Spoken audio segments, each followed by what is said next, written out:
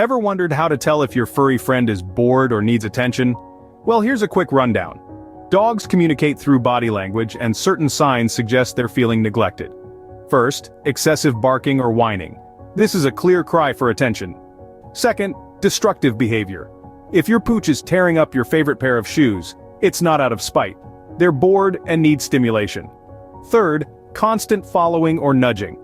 This is your dog's way of saying, "Hey, I'm here and I need your attention." Lastly, changes in eating habits.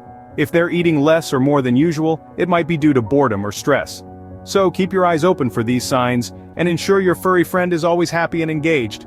Remember, a bored dog is not a bad dog, they just need a little more love and interaction.